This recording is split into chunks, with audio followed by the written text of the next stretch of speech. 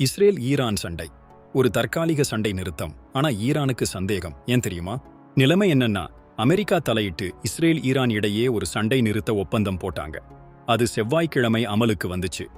ஆனா Iran படைத்தளபதி Abdul Rahim Mousavi, எதிரிகள் தங்கள் வாக்குறுதிகளை காப்பாற்றுவார்களா என்பதில் எங்களுக்கு சந்தேகம் இருக்கு. ஒருவேளை தாக்குதல் நடந்தா நாங்க பதிலடி கொடுக்க தயாரா இருக்கோம் அப்படின்னு சவுதி பாதுகாப்பு அமைச்சர்கிட்ட பேசும்போது சொல்லியிருக்காரு. ஜூன் 13ஆம் தேதி இஸ்ரேல் செஞ்ச திடீர் தாக்குதல்ல ஈரானின் மூத்த ராணுவ அதிகாரிகள் பலர் கொல்லப்பட்டாங்க. இது உலக சந்தையையே உலுக்கி பெரிய பிராந்திய போருக்கு வழிவகுக்குமோன்னு பயத்தை ஏற்படுத்துச்சு. இந்த தாக்குதல்கள் ராணுவ மற்றும் அணுசக்தி தளங்கள் மட்டுமில்லாம டெஹ்ரான் மற்றும் பிற நகரங்கள்ல இருக்கிற பொதுமக்கள் வாழும் பகுதிகளையும் விட்டு வைக்கல.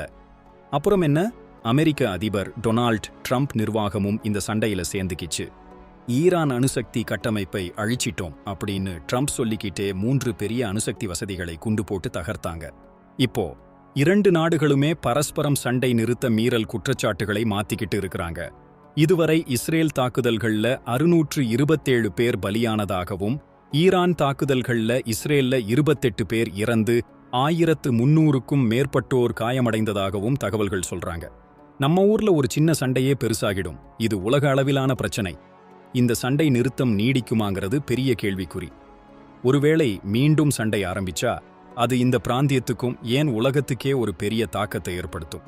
இப்போதைக்கு அமைதி நிலவினாலும் அடுத்து என்ன நடக்கும்னு பொறுத்திருந்துதான் பார்க்கணும்.